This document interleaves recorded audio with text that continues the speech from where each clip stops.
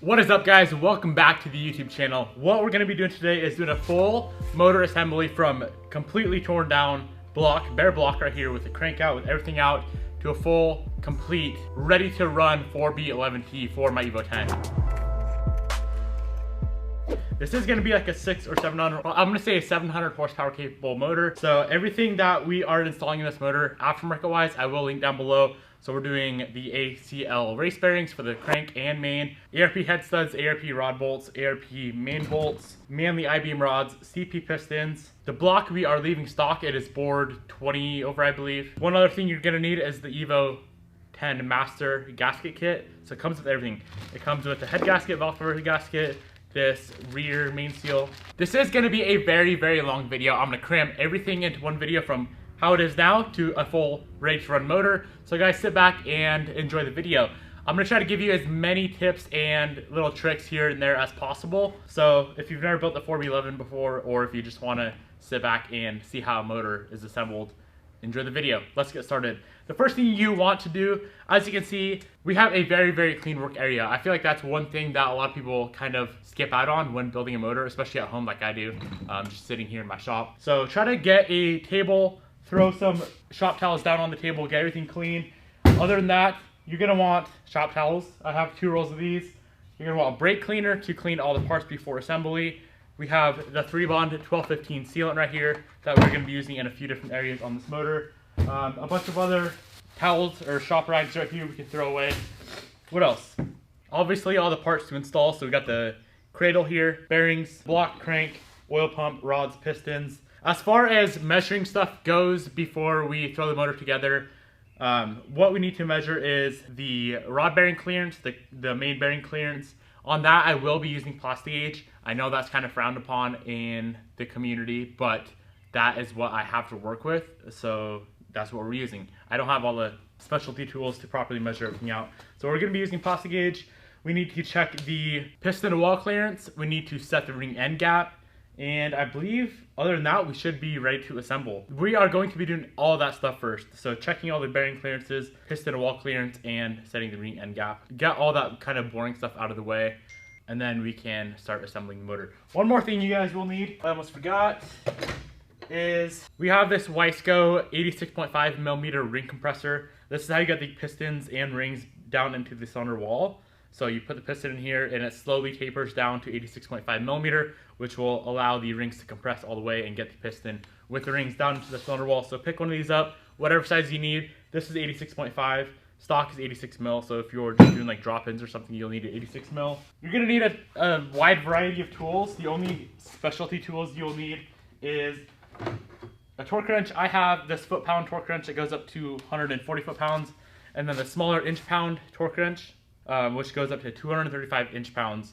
So I'll be using these two, and other than that, it's gonna be like regular tools that anyone's gonna have in their shop. One thing I want to keep clear with you is the key component to building like a very long-lasting motor is making sure everything is clean. Just start with everything being clean. So I dropped this block, crank, and rods off where we are reusing my older rods, which are the I-beams, Manley I-beams. I dropped all that off at the machine shop, so the crank is polished. We got a fresh bore and hone on the block, along with the head surface being resurfaced. And then obviously the rods are all polished. Rods are good to go there. What went wrong with my old motor was a really bad detonation on cylinder 3, so it took out that piston and the block as well. So this is a new block, or a used new block. All right, let's start with checking the main bearing clearances. So I'm going to flip this around so one is on this side. We shouldn't have to do anything different here. We're just checking them to make sure the machine shop did their job right. Currently installed on here are the ARP 2000 main bolts. So we're gonna pull these off.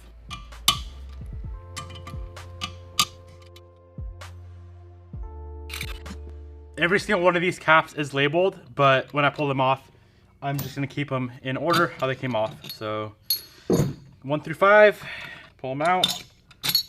Okay, next step is I'm going to clean up all of this right here. Just give the whole block a good cleaning. Clean the bore, clean the cylinder walls, clean where the bearings are gonna sit, clean the threads with brake cleaner and a Q-tip. Just go through the whole block, make sure it's all perfect and good to go.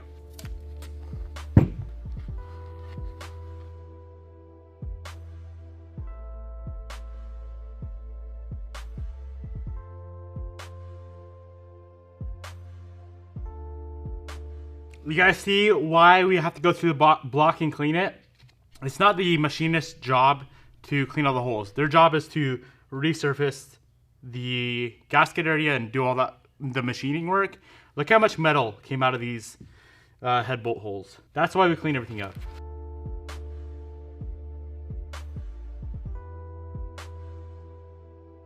I'm pretty confident that the block is 100% clean, so I'm gonna move on to cleaning up this crankshaft real quick. There are oil ports or gellies where every single bearing rides, so make sure you get all this cleaned out as well. Last thing I'm gonna do is clean up these crank caps.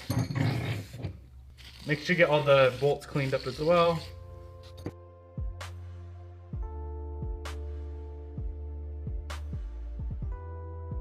Okay, so next up we are going to grab our plastic gauge.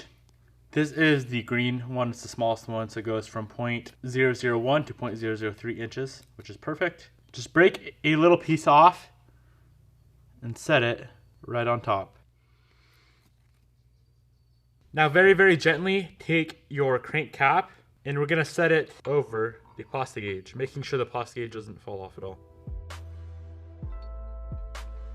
All the caps are on. Now we got to get the main bolts in. I would highly recommend throwing a bit of bolt lube on here. So it's made by Manley. I'm pretty sure it's probably made by somebody else, but it came with the Manley rods. So just throw a touch on each bolt. You don't need too much, just a little bit of bolt lube on each one.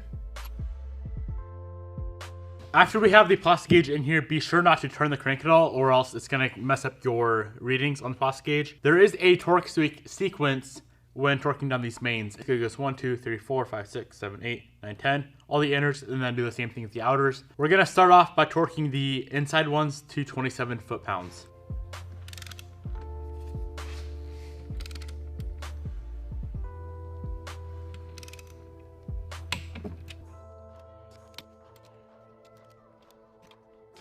Now we're gonna switch over to the outer ones, and those are gonna go to 80 inch-pounds. So I'm grabbing my inch torque wrench.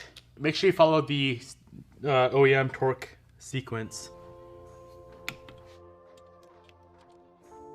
Now we're gonna go back to the inner ones, the 10mm ones, and those are gonna go to 70, a final torque spec of 70 foot-pounds.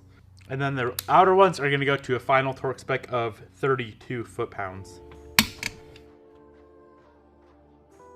All right, everything is torqued down. Now we can take off and loosen every single bolt in that same exact sequence, and then pull the crank caps off and measure the plastic gauge based off of this little gauge that is on the plastic dip or the plastic gauge package.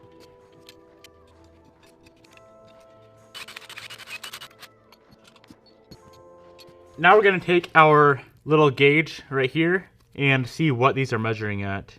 So rip a little piece off. This is all on the machine shop, guys. You don't necessarily have to check this, but you might as well. You might as well double check the machine shop's work. Say if it was off, you would have to get oversized bearings and then bring it back to the machine shop and have them machine down the crank. But we're all good to go. We need to get all the plastic gauge off of the bearings and the crank. So I'll be using a little bit of brake cleaner and some lint-free towels, get them all cleaned up. Now we're gonna have to repeat the same exact process with the rods as well. The rods, we're shooting for 0.0015 to 0.020, I believe. 0.0015 to 0.020. Same exact process. The rod bolts go to, you're supposed to measure the rod bolts with a stretch gauge, but I don't have a stretch gauge. So APR recommends torquing them down to 30 foot-pounds. Once again, utilizing this bolt lubricant. I'm gonna get this cleaned up and then we can move on to the rods.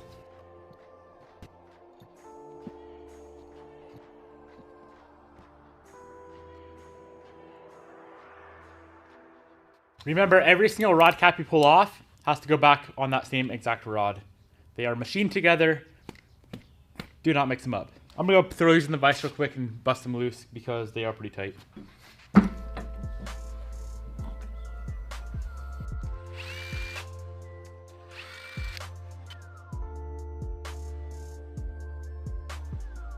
When you are installing these rods and caps together, bearing tang, the tang is the little piece of bearing that sticks into the cap. I guess is the best way to explain it. They have to match up. So tang and tang on the rod and cap together, they both match up. And then those are going to face toward me when the flywheel side is over here. It probably doesn't really matter on this motor. I know on Subarus it does. Evos, I don't think it matters, but that's how I'm gonna do it because that's how it came out.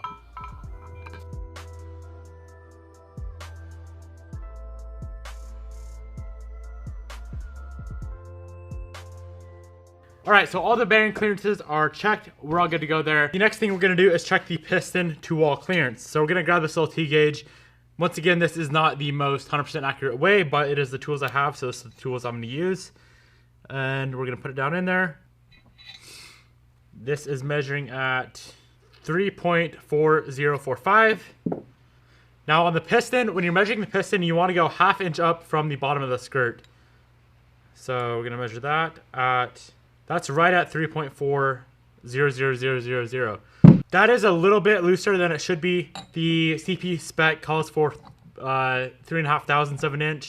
That is 4.5 thousandths of an inch, but 1/1000th of an inch is pretty minuscule. They're gonna feel pretty dang loose when you get them in there. These are forged pistons. So the difference between forged and cast, like piston to wall clearance wise, forged are gonna be much looser because they expand a lot more than cast pistons do. If it was a cast piston, it'd be like maybe 2 thousandths of an inch. These are 4.5 thousandths of an inch. So it's like double. The clearance, I wish they were a tiny bit tighter. So there may be some very small piston slop when we go to run this thing. Like when the motor's cold, when it warms up, it'll be fine.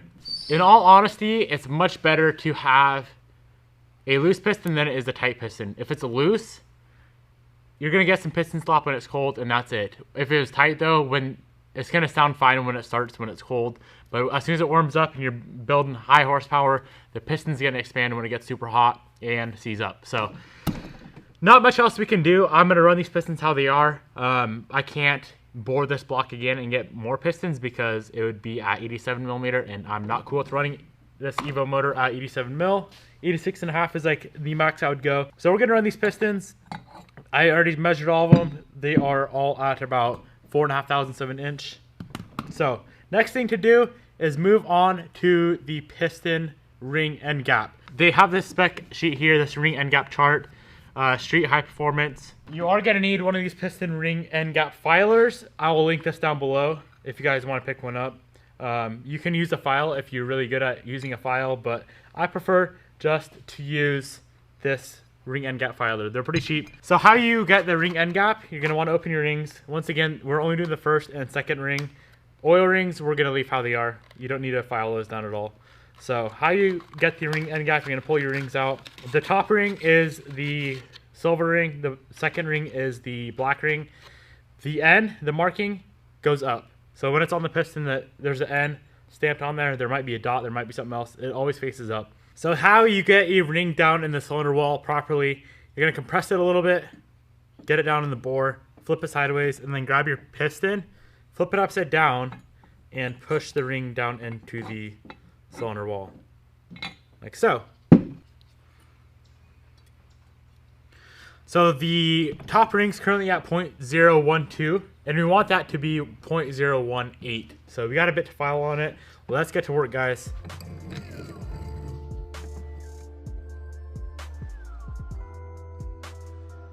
So until a 0.018 feeler gauge is tight in between there, we will keep filing. And you have to make sure you're filing it square. So when you push it together and the ends meet, you gotta make sure both the top and bottom are touching at the same time.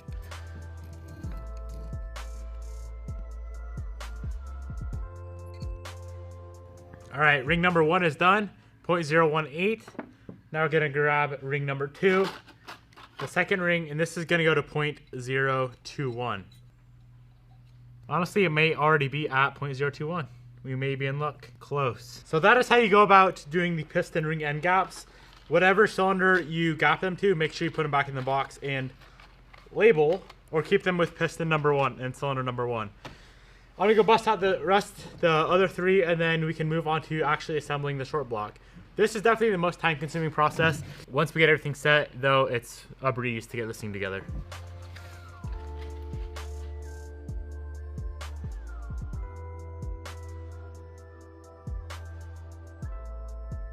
ring end gaps are all set, good to go there. Next thing to do is start assembling. So the first thing we are going to do is clean up the block a little bit and get the crank in. This is where stuff kind of starts getting fun. I really do enjoy assembling motors.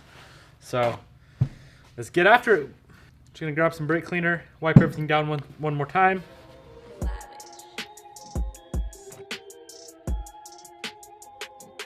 So this is where assembly lube starts coming in handy. You're gonna need assembly lube on all the bearing surfaces, the wrist pins, pretty much everything that we're throwing together except for the cylinder walls. We're not gonna be using assembly lube to put the pistons into the cylinder walls. I'll show you guys what we'll be doing there. So I like to use Redline assembly lube. It's always been really nice stuff. Simply just put your bearings in, get them seated all the way, make sure they're nice and clean before you get them installed. Now we're gonna grab a bit of assembly lube, throw it on the bearings. I'll link some of the stuff down below if you guys want to go get some for your own motor builds. I really do like the Redline products. Throw some of that on there. Now we're gonna grab our crank, wipe it down one more time, and get it installed into the block.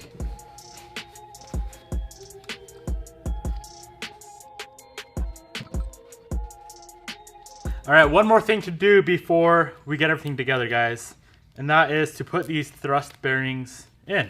So these go right in the center, on the center hole, and they just slip right in just like that. And these just hold the crank from shifting side to side. You can throw a little bit of assembly lube on them to kind of hold them in place until you get the crank in. We'll kind of make them stick to the block.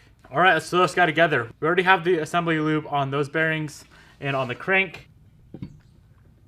Now we can get all the crank caps on and we'll be on our way. Make sure everything's lubed up with assembly lube. You don't want to run this thing dry at all when you're first starting it up. I'm going to throw a tiny bit more of this bolt lube on here just to make sure we get the proper torque spec. All right, 27 foot-pounds. Same as before, guys. Same exact torque spec as when we were checking the clearances, 27 foot-pounds on the inners. And now we're going to move to the outers, which go to 80 inch-pounds. Not 80 foot-pounds, guys, 80 inch-pounds.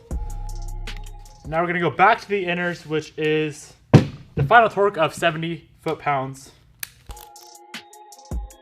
Back to the outers with a final torque of 32 foot-pounds, which isn't all that much compared to the inners. All right, I'm gonna run through and double check everything, make sure it's all tight. After I check every single bolt, I'm gonna put a mark of yellow paint on it just to make sure I hit them all.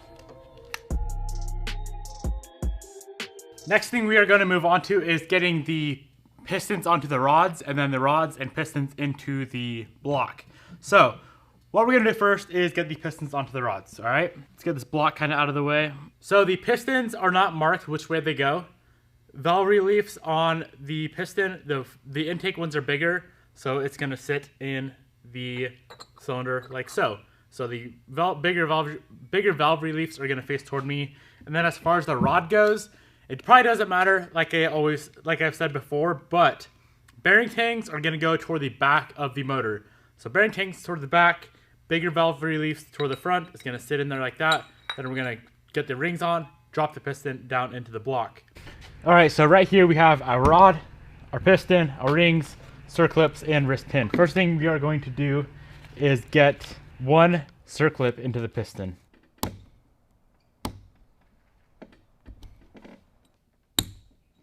All right, we got the one circlip in on the one side. Now let's pull out this wrist pin. One thing I'm gonna do right now is pull off the rod cap. They're both marked right here, as you can see, 4 and 4. So we know that goes to piston 4. Pull that guy off. All right, what we're gonna do, grab some assembly lube, lube up this bearing inside the rod. Okay, and then also lube up the wrist pin. And then we can start sliding this wrist pin through the piston.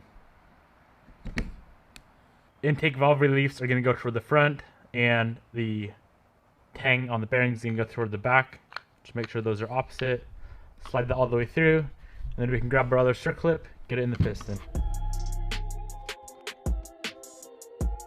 All right, now it is time to move on to the piston rings. So what we're going to do, grab our piston rings, pull them out of the box. First ring that goes on is this wavy ring. It's called the oil expander ring. The end gap of the oil expander ring is going to sit either here or here. I'm going to set it right here, so right at the exhaust valve relief. Spread it apart, throw it on, just like that. Pretty easy to do. And then we have 2 of the thin oil rings. These ones here are called the oil scraper rings, and they're going to go 1 on each side, so 1 above and 1 below the oil expander ring. The bottom end gap is going to sit right there, and the top end gap is going to sit on that port.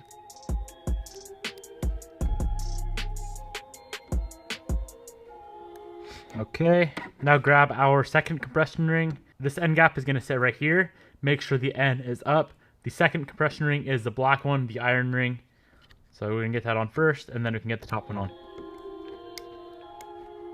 Sounds good to go. Top one, same concept. The end facing toward the top of the motor. This ring end gap is going to sit right there.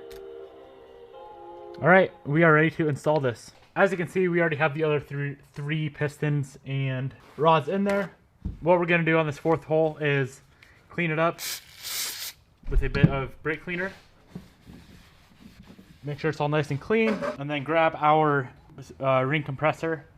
Put a little bit of WD-40 on there. We are using WD-40 to lube the cylinder walls. We don't want to use assembly lube because it's a little too thick. WD-40 allows the rings to break in nice and fast.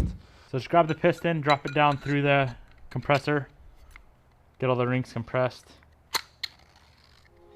drop it into the cylinder wall.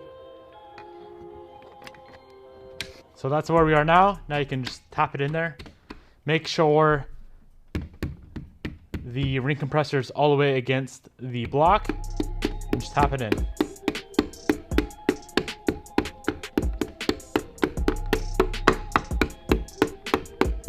Just like that, we are done. Now we can take our block, flip it over, and we can get the rod caps on, and the girdle on, or the cradle, oil pump, and the oil pan. So you already know the first thing we're gonna do is put some assembly lube on the crank where the rod caps are gonna go, or the rods sit. All right, we can grab a bit of assembly lube, and we're gonna do cylinder 1 and cylinder 4 right now. Get the rod caps on. Make sure bearing tang on here goes to bearing tang on the rod as well. We're gonna start off by torquing these down to 44 inch-pounds, and then we're gonna go to 15 foot-pounds, and then the final torque spec of 30 foot-pounds on these ARP 2000s. All right, same thing as before. I'm gonna go double check all 8 bolts, and as I check them off, I am going to throw a little marking on them with the yellow paint pen. Okay, most likely the hardest part of the motor assembly is finished. Next up is the engine cradle. So what we're gonna do, clean off this gasket surface with some brake cleaner once again. Get it nice and clean, and then apply our 3-bond 1215 sealant to that gasket surface. All right, we got it all cleaned up. Let's set up on the motor, and then we can grab our bolts for it and get them installed. So there are a total of 6 of those bolts, and we're gonna start with this one here. So number 1, 2, 3, 4, 5, 6, and these all go to 19 foot-pounds. We're actually not torquing the bolts down yet. I'm gonna hand tighten them, and we have to let the sealant set up for about 30 minutes before we can actually torque these bolts down. So just get them snugged up with your hand, and then step away and let it sit for about 30 minutes. The 30 minutes is up. Let's go ahead and torque these things down 19 foot-pounds. Follow the torque sequence Mitsubishi provided. Next up is the ARP head bolt installation, or the head studs. So we are going to be running the ARP 2000s. First thing we want to do is go through and re-clean all of the holes where the head studs go. I'm going to flip the motor over, squirt some brake cleaner in the 8 holes, blow it out with compressed air, go through it one more time, and make sure everything's good to go. Now all of these studs here just go in by hand tight. There's no torque spec on them. So I'm gonna grab my tiny impact here and just run them all the way down and just get them hand tight. Got to make sure all those threads are clean. I went through and cleaned all the threads on the stud and in the block as well. If you notice any binding when you're putting these into the block, make sure you pull the stud out and clean up whatever the stud is hanging on. Before we throw the head on, we do have this oil control valve filter, OCV filter. It's gonna go in this hole right here. This is the timing side. I'm gonna squirt this down with brake cleaner, blow it out with compressed air, and get it installed. It is now time to clean up the gasket surface where the head goes. So you already know, brake cleaner, lint-free towel, clean it down. Before we throw the head gasket on the timing cover side over here, there's these two little tabs that stick out. We're gonna be throwing some of the 3-Bond 1215 on the bottom side of the head gasket and on the top side. So right on these two little tabs, you guys will see, make sure you get some sealant on there. You don't want any leaks.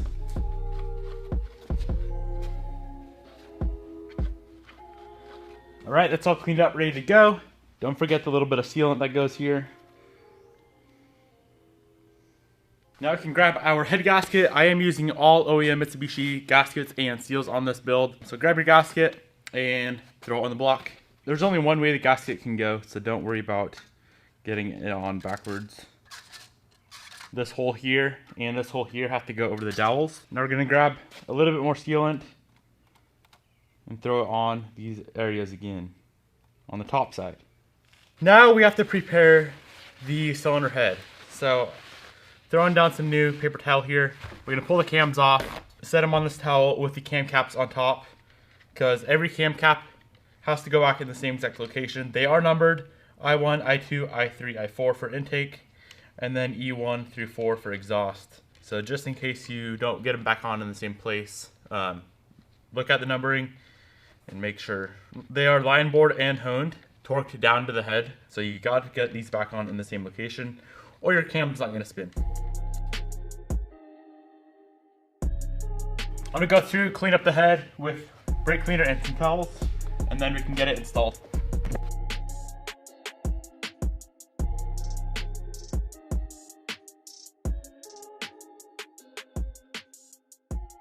So before we put the head onto the motor, there are two washers for the ARP studs we need to install. They're the two washers that go on this timing side. So just simply grab the washers, throw them on the head. I will be using a little bit of this the fastener lube just to make sure everything gets torqued down to the proper spec.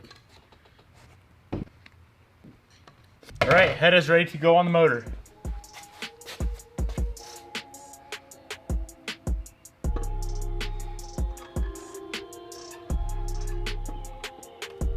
Make sure it seats down all the way with no gaps anywhere. All right, we are good to go. I'm gonna throw the rest of the washers on there and then get the nuts on there with the hardware lube as well. And then we can get to torquing down this head.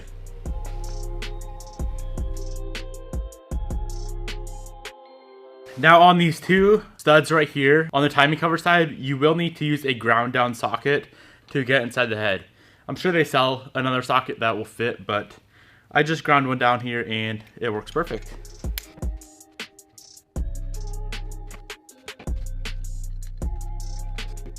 I'm gonna run through, snug all these up with like no torque at all, and then we can get to torquing down this head. All right, the torque sequence is as follows. It goes 1, 2, 3, 4, 5, 6, 7, 8, 9, 10. And we're gonna do that exact sequence to 30 foot-pounds, and then repeat it to 60 foot-pounds, and then repeat it again to the final torque spec of 90 foot-pounds.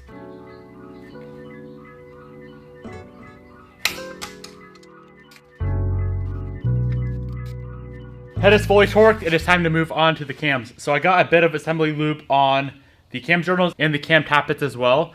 There is this bearing right here for the exhaust cam that sits on the timing side. Little thrust bearing, make sure you get that in. I'm gonna clean up these cams and the cam caps and we can get them installed.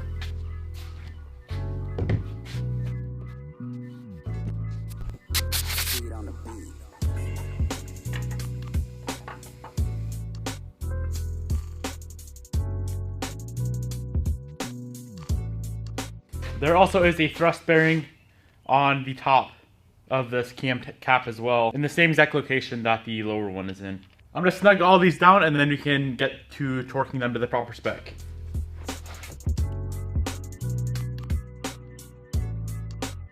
Okay, the torque spec on the cam caps, we're gonna start with the smaller ones first. They go to 106 inch-pounds, and we start with 1, 2, 3, 4, 5, 6, 7, 8 to 106 inch-pounds. Now we move on to this end cap here, which goes to 22 foot-pounds, and it goes 1, 2, 3, 4. From here, we can either bolt on the oil pan or flip the motor over, do the timing components, and do the timing cover first, and then the oil pan. I'm gonna go the timing cover first route because the oil pan actually bolts onto the timing cover. So it makes sense for us to do the timing cover first. So I'm gonna flip this motor over and we can get started on the timing components. The first thing we are going to do is get the two lines on the cam gears. They have to line up with the head, and they're also going to be facing each other as well. So I'm going to grab a 14mm socket and just turn the cams over until the lines are lined up with this top head right here.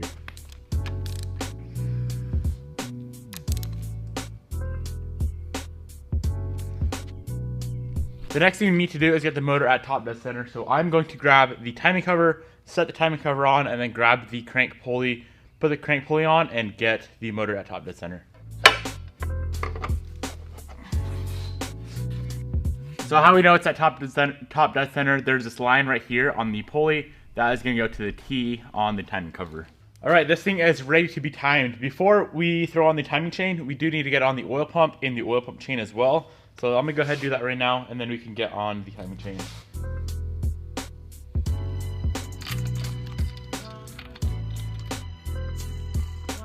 So there are 3 bolts holding the oil pump on. These all go to 20 foot-pounds.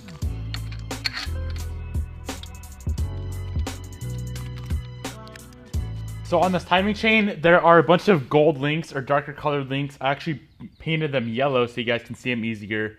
But this one over here is going to line up with the dot on the cam. There'll be 4 links right in the center. This one's going to run over. It'll line up with the dot on this cam. You may have to spin the cam back just a tiny bit to get it on, and then you can put it back in place. Then it's going to run all the way down, and there will be a dot on the crank gear as well that everything lines up with. So when it's all said and done, you'll have a gold link lined up with that cam, a gold link lined up with that cam, 4 gold links right in the center. These 2 lines on the cam gears are facing each other and lined up with the head, and then 1 gold link down here lined up with a dot on the crank gear. If all that looks good, we can go ahead and get on the 2 timing chain guides down here, and we also have some oil pump guides we got to get on.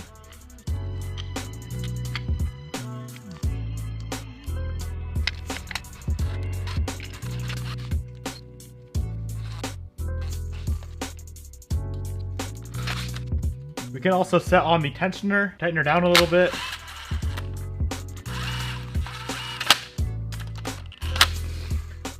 And then we have to go through and make sure the timing chain did not slip at all, because it tends to slip before you pull this cotter pin out. So this is how everything should look, guys. Start off by making sure these 2 cam gears are facing each other and lined up with the head, these lines right here. And then yellow dot right there goes to the dot on the cam gear, 4 right in the center. Yellow dot goes to cam gear there. Gonna run all the way down. Yellow dot down here goes to the crank gear right there. But to make sure the motor's at top dead center, we had to throw on the timing cover. If all that looks good, grab this pin on your tensioner, pull the pin out. It'll tighten up the chain, make sure nothing slipped at all. So this here is a 2008 motor. My car's an 08, and we are doing a 2015 block on it. So the 08 to 10s have this oil squirter right here that squirts down onto the crank gear. It's for the timing chain. But in 2011, they did away with that. So guys, we are not going to be using this little oil squirter right here. The next thing to do before we put on the timing cover is to go through and torque down all of those bolts. They all go to 17 inch-pounds. We are now ready to put the timing cover onto the motor. So I'm gonna go through, wipe down all the gasket surfaces on the timing cover and on the motor with some brake cleaner, get it all dried up. And we will be applying the 3-bond 1215 to this timing cover. So we will be applying the 3-bond to this whole gasket surface here, and this, and that area as well. So don't miss those 3 sections right in the center.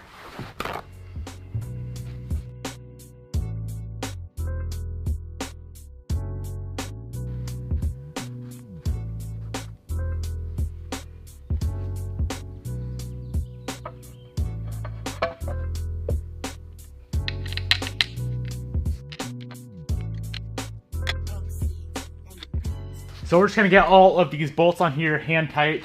This one right in the center, guys, that goes here, it has the crush washer on it, so don't forget that little washer. You may have a little oil leak there if you do. So just snug them up.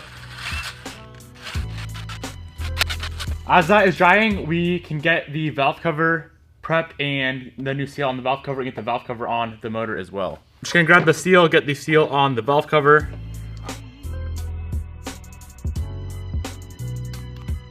Before we get the valve cover on, we're gonna put a dab of sealant where the timing cover meets the head. So right here and right here.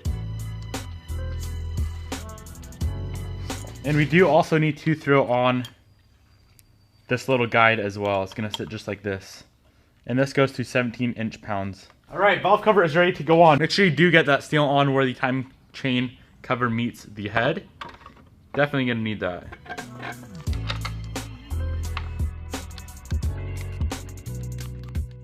I'm just gonna snug all these down. There is a torque sequence for the valve cover as well, but for now I'm gonna snug them down and then I'll run through and torque them down to the proper torque spec with the sequence.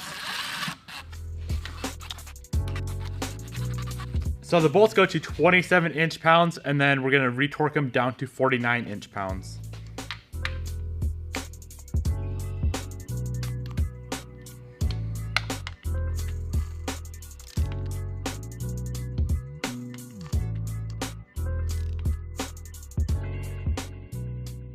While we are still up here, I'm going to swap out these spark plugs for a new set and then get the coil packs on as well. And then we can flip the motor over, throw the oil pan on, and then wait for the sealant on the timing cover to dry and the oil pan to dry, and then we can torque everything down and we will be done with this motor build.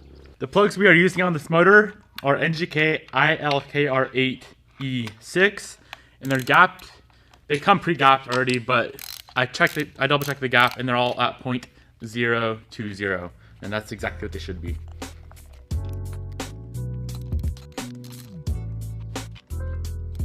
Alright guys, it is time to throw on the oil pan. Pretty much the very last thing to do on this motor build.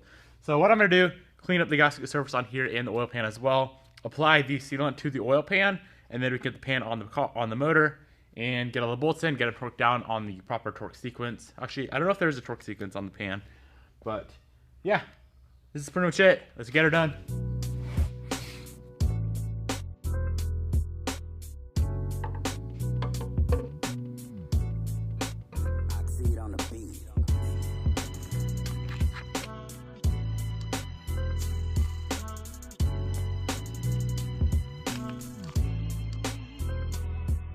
So all these smaller ones, the ones with a 10mm head, go to 89 inch-pounds, and then the bigger ones with the 12mm head go to 22 foot-pounds.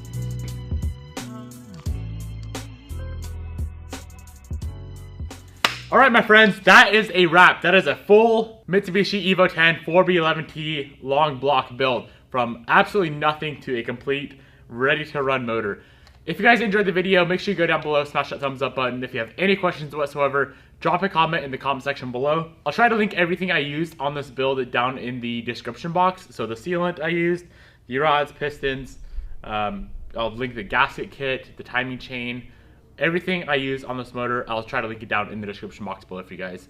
Hope you enjoyed it. I know it was a super long video, definitely the longest video on my channel. If you made it to the end, mad props to you guys, because I know this video is definitely going to be over an hour long.